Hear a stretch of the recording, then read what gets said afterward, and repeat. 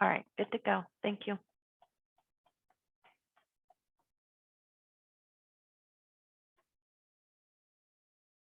Oh, hold on. I think he's muted.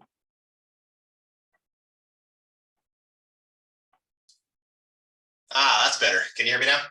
Yes, we can. Thank you. Thank you very much. I want to apologize. My voice is a little off, and I might lose it at some point in this presentation. But thank you. Name's Bryan Grant. I'm going to talk a little bit about Splunk today. The Tech Center has been offering Splunk capabilities for a couple of years now. So, the way that I'm going to approach this is talk to you a little bit about Splunk. You're going to see a bunch of slides that look very salesy. I promise I'm not trying to sell you on anything. And then we'll take a look at, what Splunk looks like, from an application perspective. And then, really, put it out to you guys as to, if you're at all interested in getting Splunk up and running, how you can go about doing that, using the Tech Center's environment. So Splunk in general, what is Splunk? Splunk is an aggregation tool. It's a lot more than an aggregation tool as well. It allows you to take any data from any place, pull it into a centralized environment, and work with it. There's a lot of log aggregation tools out there. Elastic is out there. There's Logarithm. Splunk. What makes Splunk different from other tools is the amount of work that you have to put into it to get it up and running. So it's considerably less. Data coming into Splunk is considered structureless. So with other log aggregation tools, you have to do the work up front to get the data into the environment in a way that you want to see it. With Splunk, it's a little different. You just say, hey, here's my Splunk environment, point my data to the Splunk environment and get data in there and functional. A lot of the work that you do is at search time. But really, Splunk collect data from anywhere. Yeah, really, I have yet to find a system that I have not been able to pull data for Splunk. The search capabilities are outstanding, and we'll take a look at that a little bit longer or a little bit later. Really, any type of data. Our Splunk environment lives up in the cloud, up in AWS.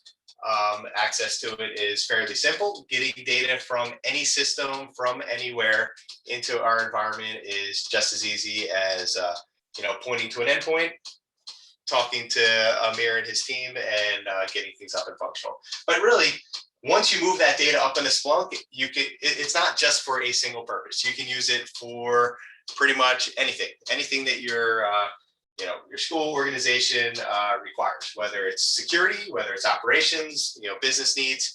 The data does not have to be purposed. Once you move it up into Splunk and it's stored and it's indexed, it's accessible. For really whatever use case you deem necessary.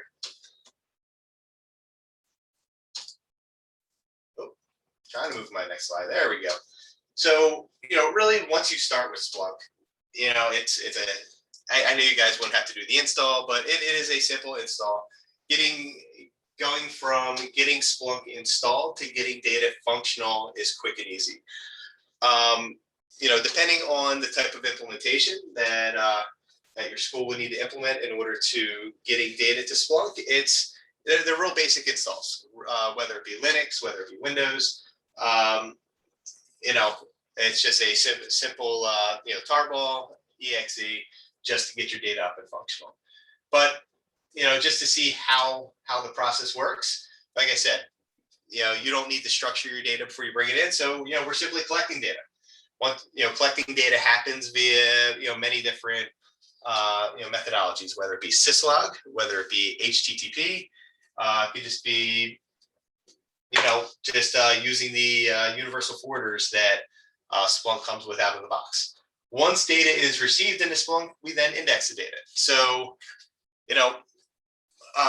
indexes will be named according to the school in which they belong, and the data does go in a somewhat raw form with a lexicon then pulled out of the data to make the searching capabilities easy.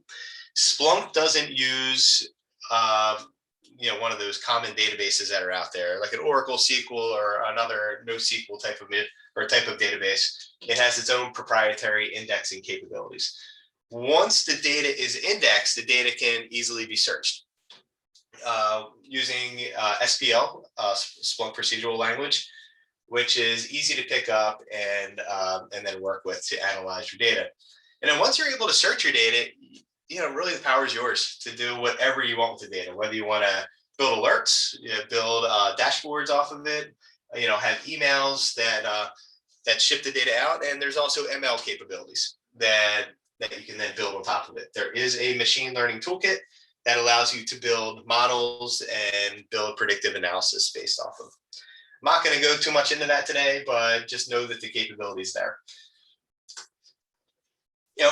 Primarily, what we use Splunk for here, at the tech center is, for security needs, but, you do have other capabilities as well.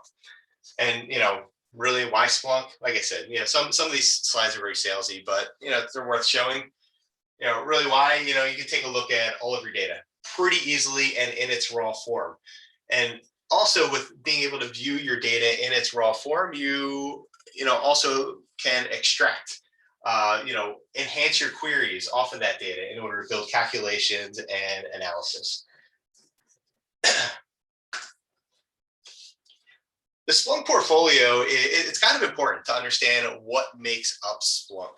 So, you have a couple of different models here, but Splunk Enterprise is what we leverage here at the Tech Center. And then, really apps and add-ons are where it's at. So Splunk has the idea of an app store. It's called splunkbase.com, where apps are freely available in order to parse your data. So let's say you want to pull in Palo Alto logs. Palo Alto logs have many different formats. To do it by hand, it's going to take you a little bit in order to parse that data out. Or we simply download the Palo Alto application from Splunkbase, install it on the Tech Center search head, and your PAN logs will, I want to say, magically, but automagically extract into a format that is consumable. Splunkbase is, let me pop over there real quick. Nope, not there. Let's back up the slide. Splunkbase.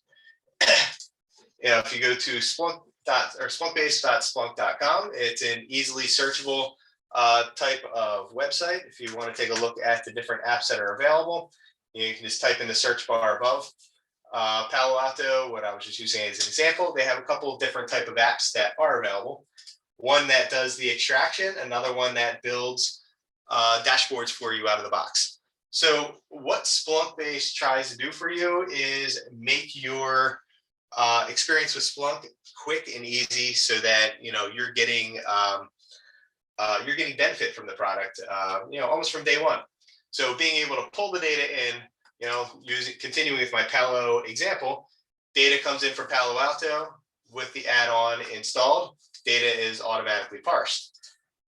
There's also a Palo Alto application that makes your dashboards available and ready to use, where, within a very short amount of time of getting Splunk set up, you now have visibility as to what's happening with your logs and how they are, rendering inside of your environment. Just as one simple example.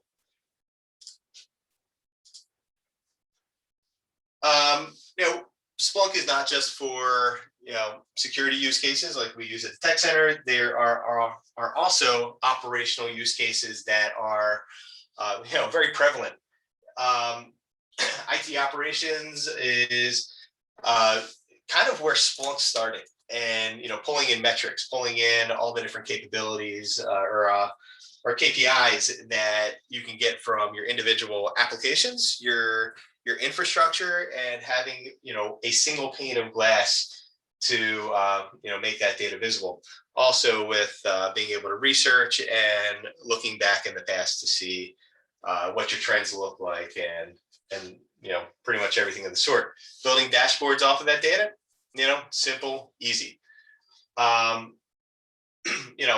along with IT operations, security is kind of where our focus has been. Splunk has grown into a security company where, I believe it started as an operational company. I've been working with Splunk for 7, 8 years now. Security is kind of where a lot of the focus has gone. So, the idea of looking at all of your logs holistically, being able to write different types of correlation searches on top of it, being able to build your security posture and have an idea of what that looks like from an organization standpoint. There's a lot of options from within Splunk, which I'm gonna show a couple of dashboards around it, but there are things that you can build out of the box or use out of the box, and build very simply based on the data that you can then cobble together. I think that might complete all of my my salesy slides. I like to go through those pretty fast because, like I said, I'm not trying to sell you anything. I want to get you to a point where we can take a look at the real data. But what does the tech center offer? You have access to a centralized environment. So there is a Splunk environment that sits up in AWS that is secured, where all schools can have up to 20 gigs of data ingest, which it's not a small amount of data. There are a couple different implementation models for getting that data up into AWS, but it's really based on your individual use case as to what's best. Really, in a 20 gig license, if you were to pursue that on your own, it's not cheap. It's not cheap and requires a lot of architecture that goes along with it. What the tech center is offering is pretty much just a free to use, type of environment that allows you to get that data, get that benefit of what Splunk provides without having to open up the checkbook. With the schools that we have currently implemented,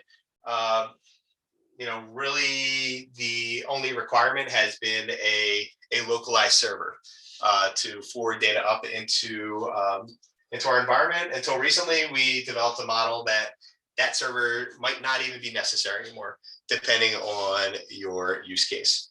So, setup is pretty fast.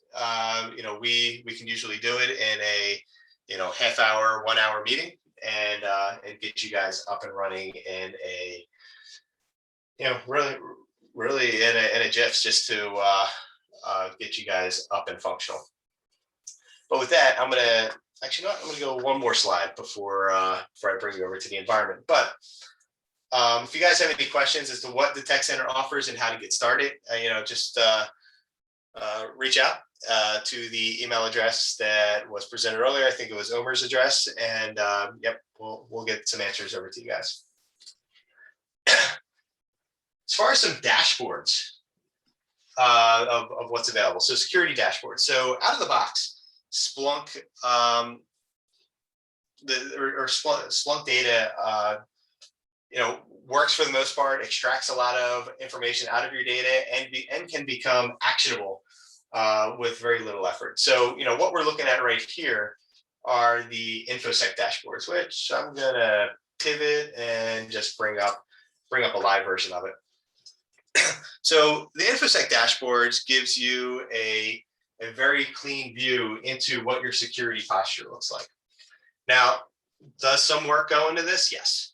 Data that comes in, as long as you have an app that goes along with it, like the Palo Altos, like Windows, pretty much like every other application that's available,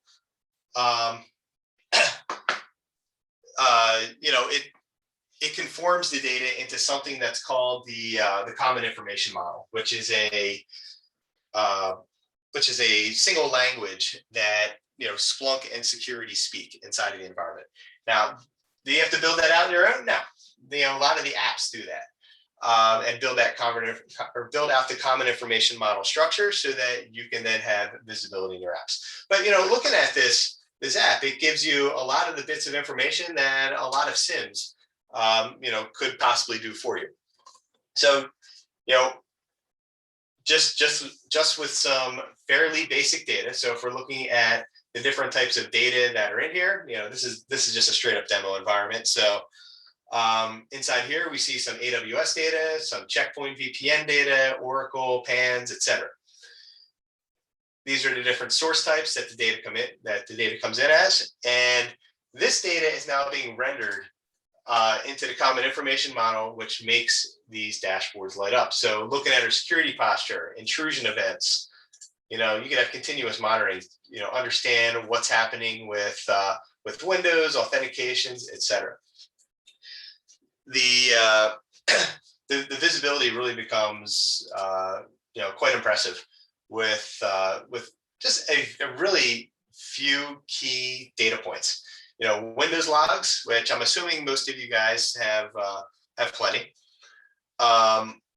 Getting that data up into the environment is, usually just comes through the universal forwarder and, renders in such a way that, we can make all of this stuff possible.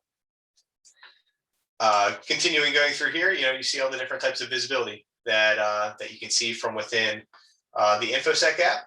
You can even go as far as access threats or advanced threats based on access, based on network, and so on. So what that does is it starts to give you visibility on, are there connections in different places that don't make a lot of sense? Is there access occurring from different places that don't make a lot of sense? And what does that really look like for my environment? And how do I then, take that data and, start to remediate what's going on? This is all very possible, very, very, plausible with the access that you have to the tech center environment. If you guys aren't already using it, I would highly recommend, getting your request in, getting your data set up, and even if you have a SIM localized, having the extra visibility does not hurt. Certainly if you can leverage it, why not, right? You can also take a look at investigations around users and hosts and be able to search on different bits of information. Some compliance, visibility is based on NIST, PCI, HIP, and NERC, ISO 27002. Just seeing how everything lays out and builds out. Now, this is, I don't want to call it advanced. This is, more of a typical use of Splunk. If you want to go back to basics, you can go back to really just straight up searches. It's just like a Google bar, right? You come in here, you have a search line, you can really do whatever you want. You can take a look at your data summary, see what data is available, what source types are available, and really you can go and take a look at your individual indexes right from here. So if we go to demo win event log, we can see all of our raw win event logs that have come into the environment. We can then build our own searches and our own analytics based off of this. So, everything comes directly off the servers, pulls the data in a logical form. You could either have it come in as raw like this, or you can switch it over to XML type data to make your key value pairs a little bit easier. But, everything is right here. And let's say you build out a search and you find something relevant that you want to be notified on. You can always save it as an alert. And based on your alert, you can say, all right, what type of actions are available? I want to make it triggered. I want to send something to SNS. I want to send it to a webhook. I want to do something, whether it be sending data to Slack, Teams, or any other type of actionable location. If you have SOAR, some type of SOAR implementation at your school, you can also trigger from here as well. Along with, basic searching and alerts, you can also, create dashboards. So, dashboards being very similar to what we're seeing up here or on your security posture, these all come from a search.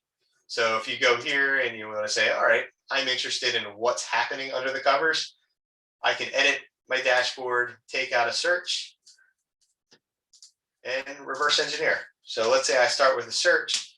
I want to have an idea of what that search represents. What are the different types of visualizations? I can then build off of it. And you're not just bound to these visualizations. There's also visualizations available up in Splunkbase. which you can then continue to enhance and make better. Make visualizations that make sense for your environment, for your teams, for whatever you need to do. Now, we talked about searches. We talked about quick visibility type dashboards or applications that can give you fast visibility. Let's talk a little bit more about once your data comes into the environment, your data, we talked a little earlier about how your data gets stored in indexes. Indexes would be isolated by school. That's one really important thing that is worth mentioning, so that there is no cross-contamination of your data. Also with applications, going back over there, we talked a little bit about InfoSec and what visibility that can give you. Also in the security space, there's an application called Splunk Security Essentials.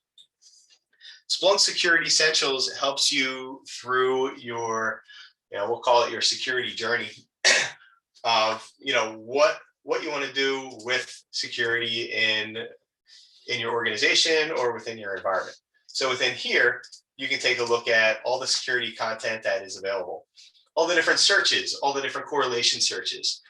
What can I search? What can I be alerted on? What are things that happen in my environment that I want to know a little bit more about? So that all starts with an understanding of your data sources. And these data sources are broken up, somewhat into data models, but also purpose to individual systems. You can take a look at your data based on categories. These will be either MITRE categories or other categories that are defined within Security Essentials. You can also look at specific use cases. Based on my use case, what searches are available? So, if I'm taking a look, I want to see security monitoring for anything stage 1. These are the searches that are going to become available for me. Based off of the searches, I can then click on any one of these guys, and I can see the individual story that goes along with it. What that story tells me is, well, if it comes up, this is one of the problems of using a demo environment. Some things might not be fully working. Let's go to new local admin account. All right. So when the story comes up, you can understand the use case that goes along with it. You can see how MITRE maps to it, where in the kill chain, data sources that are required, and really how it all works. This is the search that would run in order to find any local accounts. And how does that look inside of my environment? I can then take that search, I can run it from here and see all the details that come out of it. I can then drill down, understand a little bit more about, related activities. I can see, what my steps are to really implement. What do I do with false positives and responses? SPL mode doesn't matter here. And then really, how does this work? With an ample amount of data, it would show all the data down here below. But from a search perspective, if you want to learn a bit about more how the search was built, you can go down to the bottom for line by line SPL documentation to understand how this is broken up and how the data is being used.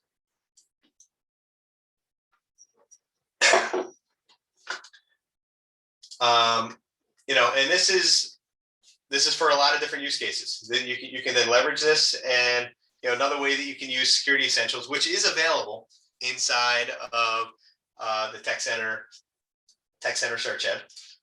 You can then pretty much work through your security journey by finding the searches you like, bookmark your searches, and then work within the bookmarks to then determine how you want to build that out. So if I know I want to work on new local admin, you got these two buttons here, implement it and bookmark. So I go ahead and bookmark it. I can go click up, manage bookmarks. And now I know this is a search I want to work on. So as I work through the search, which I also can get the details of clicking down below, I can then pretty much work through the process of testing it out, working through it, and then implementing it. there's a lot of other capabilities inside of Security Essentials. I can spend hours just on this talking about it, but just for the way that functions, for the way that implements, those are the steps that you would go through there. Also looking, actually with Security Essentials, and when you implement any of those searches, so let's say you implement new local admin account and you set that as an alert, you can then leverage InfoSec, to a degree, at a very light level, to be able to view those alerts. These are very basic. These are not meant for incident management, but things can show up here just based on searches being running. These will ultimately trigger via the UI, but then the rest of the investigation is on you. Let's see, let me go back to slides here for a moment. So there we took a look at the security dashboards and the InfoSec app, which I hope made a little bit of sense, or at least developed a little bit of intrigue. You also have the same thing on the IT ops side, which I don't have one up in the demo environment, but oops, not there. On the IT ops side, it's called IT Essentials Learn and IT Essentials Work. IT Essentials Learn is very similar to that of the Security Essentials app, giving you an idea of what you should be looking at from an operational standpoint inside of Splunk that is rendered from your environment. We don't currently have Essentials Learn and Essentials Work implemented, but I'm sure if the use case is relevant, we could get that up and functional for you guys. But Splunk has come a long way from just being an application that gives you the ability to search to more of an application that is trying to teach you how to work with your data. And with teaching you how to work with your data, then develops more opportunities to then do more with your data, have multiple use cases, develop your correlation searches, or gives you ideas of what other types of data you can pull in, and make your visibility a little more in depth. So how do you really get started? One, contact Omer. We can really get a call set up in no time and really start talking about the use cases. Understanding your use cases is very important. What type of data do you think you want to bring in? How do you want to bring that data in? And what are the different options for setting up your infrastructure? So the implementation model relates back to an earlier slide. So if we take a look at this bottom right-hand corner, that bottom right-hand corner is just a high-level view of how we're structured inside of the environment. So, if we're taking a look at it, the top box represents how we are set up from a tech center standpoint. The campus boxes represents the different types of implementations that we can put in place. So, the traditional implementation that we have been using requires a pass-through box on your side, or what we would call a heavy forwarder. The heavy forwarder is just a basic Splunk install that allows for it allows for a siphon or a funnel for where your data is going to go through prior to reaching our environment. So instead of pushing out certs and pushing out all the connectivities down to the forwarder agents, we then push that down to the heavy forwarder. The forwarder agents that run on your individual boxes forward to your localized box and then sends that data up into our indexers. We have a deployment server that runs centrally up in our cloud environment that will manage what apps are running on your forwarder agents. So you definitely want to work with the tech center team for what type of data you want to pull and for what endpoints. We have a new implementation model, since we know that sometimes hardware can be scarce and we can't get that heavy forwarder in place. So we set up a new model where the forwarder agents will still be managed by the centralized deployment server, but then we have a Cribble instance that will sit alongside of Splunk and allow for different avenues of traffic to come in. Those different avenues of traffic would all be secure. Everything will be SSL based. This way, no traffic is going over the internet that can be sniffed or really grabbed. So both of these options are available, but they really do depend on the types of data you want to pull in. Where the heavy forwarder is valuable within your campus is where you have some localized systems that you want to run API calls against, or database calls, or if you want your heavy forwarder to serve as like a syslog input. We can certainly do syslog through Cribble as long as it is SSL based. So it's a couple different options. All are viable. Traditionally we've done the left two boxes. The right hand box is a new model that we are trying out that I've worked with in the past that works quite well. With that, how am I doing on time, Amir? Yeah, you have plenty of time if you. Close. Yeah. With that, I don't know if we have an avenue for questions, or yeah, I have a couple of questions. Amir, do you have anything that you would also want to add?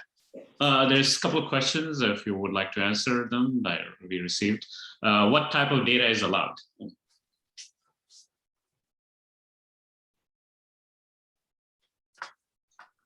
Anybody? Right. So they're asking. All right, with that, I don't think I have anything else to go through with Splunk. I look forward to any questions. So if you have any questions, certainly send them to Omer, and we can get some answers back to you guys. And Bryan? we can help you get Splunk up and running for your for your individual campuses, and see what use cases we can help you then implement. With that, Cindy, I don't have anything else.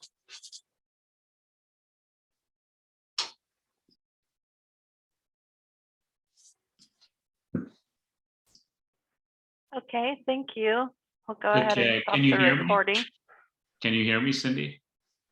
Yes, I can hear you. Oh, okay. Bryan, we did have some questions. I don't know if you heard me earlier. I think he's not able to hear us. Anyways, I think weird. it's some sort of maybe there's some mute setup, or some setup misconfigured. Anyways, we can always reach out to the folks who asked some Splunk questions.